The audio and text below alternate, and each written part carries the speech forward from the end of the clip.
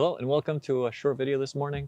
I have put recently a new backband on my Impex outer island. This was an old kayak that I picked up used for 600 bucks. If you haven't seen that video, you can find it here. It was a gem of a find. It had sat at a shop for a long time and it's been fantastic since I got it. When I got it, it had foam in the back and I was thinking of keeping it that way. I realized that it was forcing me to sit up straight, which to me is always a struggle. I slouch a lot when I'm kayaking, which isn't the best thing. I did an entire video on good posture and the forward stroke that I ended up never putting out. But I was thinking of leaving it without the backband so that it would force me to sit up.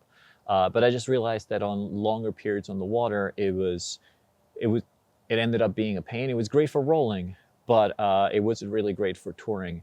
I had a buddy Lee coming to visit for a couple of days, and I really wanted to have this as an option to paddle.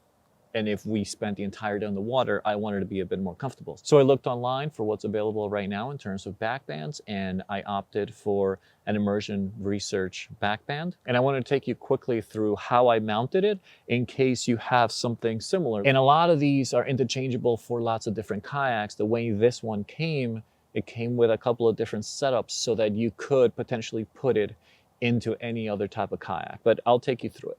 Okay, so this is the Immersion Research backband that I went with.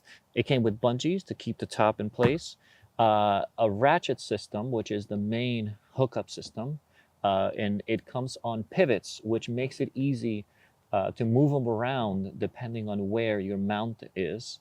For this fiberglass setup here, you can see that there were holes drilled on the side of the seats. So I just went with these flat hex options here.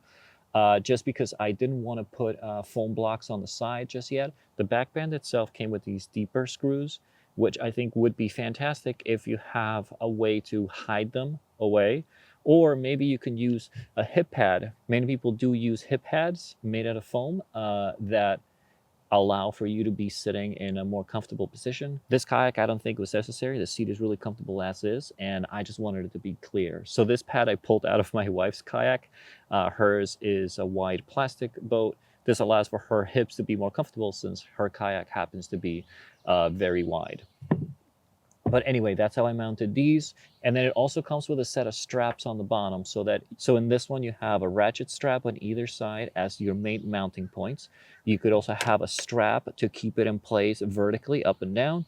And then you also get a bungee. One thing you might deal with sometimes with backbands is as you get into the cockpit, sometimes they'll fall down. So by having a bungee or something that tries to keep it upright, that'll help you get in and out.